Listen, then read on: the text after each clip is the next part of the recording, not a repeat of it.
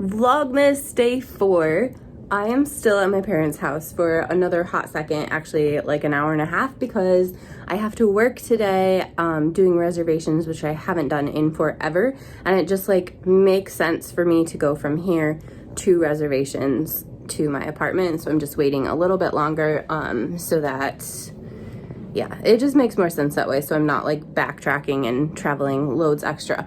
But I thought I would take you to my parents' bookshelf in the basement, where we have like all our kid books that have not been weeded out. Like we have gone through quite a few of them and just gotten rid of stuff, but these are the ones that have remained.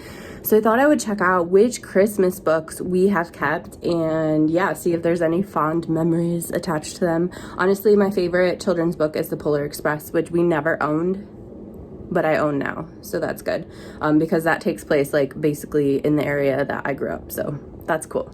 It appears that this might be, oh wait, no, they're all mixed in. So I'm seeing like some Halloween, and then normally we would have like a Christmas section after, but it looks like there's some Christmas over here and then some Christmas in a different spot. So I might actually organize them and put them all together.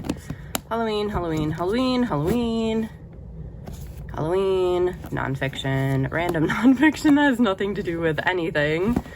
Okay, but here is a couple.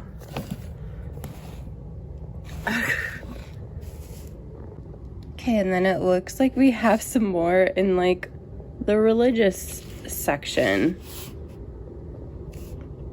That almost seems like it's glamorizing something it should not be glamorizing. Like, look at this fake unity. I don't know, we're gonna have to look back on that one. Okay, I think it's quite possible that my mom has gotten rid of some. But this is what is left.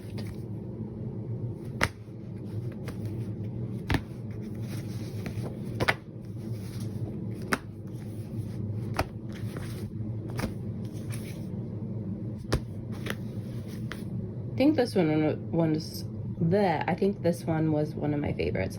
Look at that, 92 cents. Oh my gosh, it's so cute. I also remember some of my favorites I'm not seeing. Morris and Boris's Christmas. Classic, not seeing that.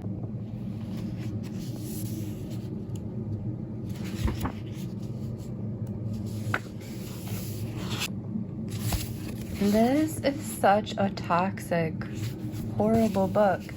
This is the author's note, and it's talking about, let's see. Okay, actually it was the acknowledgements that I was looking for, where the authors are talking about the magnificent Tidewater plantations still stand. They're like such a beautiful thing that needs to be preserved. Christmas is coming. To the child in the quarters, the woods and fields are in the season of rest, comfortably sleeping inside a gauzy cocoon until it's time to wake again come spring thaw. Wow, doesn't that sound so cozy? Oh my gosh. This is just very interesting. This is the palest looking Mary that I've ever seen. Blonde hair, literally white skin, and rosy cheeks. Oh my gosh. Okay, Jan Brett, she is quality though. I love how she does all the artwork in her books and how she kind of hides things. So there's like always stuff that she kind of hides in the illustrations on either side of the main illustration, just to like show what's gonna happen next. Yeah, I just think she's really cool. My favorite story of hers is The Mitten, which I love to act out with kids.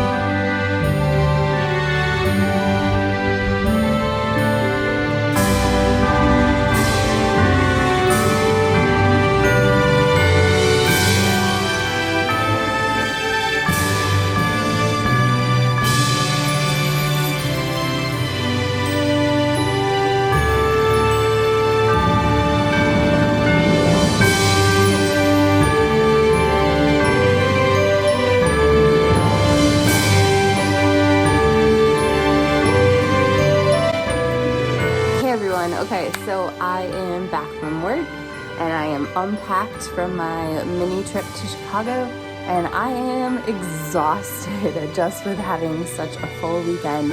So it is probably around 3 o'clock. Don't really know.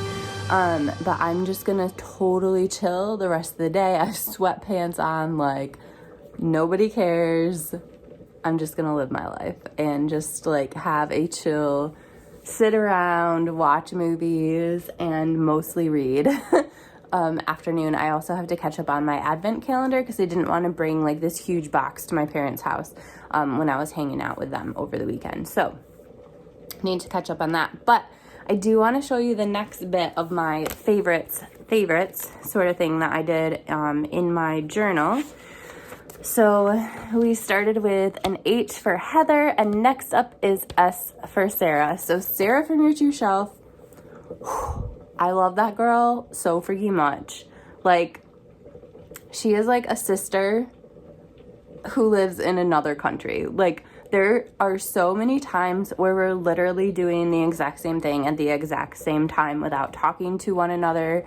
We just are so similar, and even though there are 3 people that I am featuring on this favorites thing, she is the person who I most closely align with as far as the stuff that she has read and loved.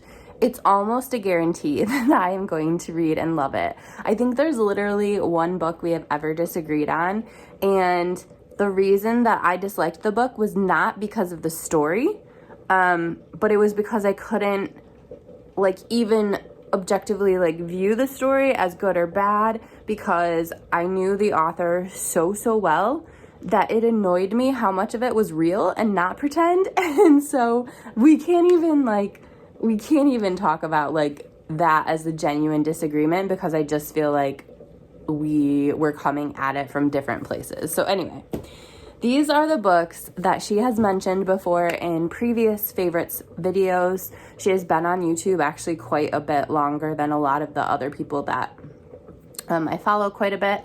And so she has quite a few years of these favorite videos, but these are the ones that she has loved that I also already have in my collection. And I will start with the first one, Sarah Waters' The Night Watch. I adore Sarah Waters, but I still probably have like 3 of her books that I haven't read yet.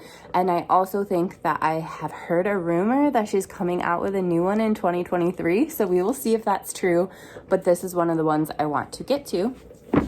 Then, Long Live the Tribe of Fatherless Girls. I believe this is nonfiction. Yep, it says a memoir. And then this one is a signed copy, one I've been meaning to get to for a long time. It is The Shadow King, and I believe it's about World War II, but in Italy. But I could totally be wrong. Let's see what it says. So this is about the Italians invading Ethiopia, and it is... The Shadow King takes us back to the first real conflict of World War II, casting light on the women soldiers who were left out of the historic record. So that actually sounds super good, because I feel like World War II stories have been told over and over again, but this is a perspective and just a spin on things that I haven't heard before, so I think this will be really interesting. And then, gosh, I'm so intimidated by this one. The Priory of the Orange Tree. This is by Samantha Shannon. Out of my friends on Storygraph, which I don't have very many, if you want to be friends with me, that would be cool. The friends that have read it, they all have given it 5 stars. So I've heard it's fantasy, it's feminist. I have no idea. It is, oh my gosh, a lot of pages. 830. So we will see if I like these ones that Sarah has read and loved. I'm super excited to see her favorites video for this year and see if there's anything else I already own that I can add to the stack. And also, like, I just think it's fun to see what she picks out as being her top favorites of the year. So yeah.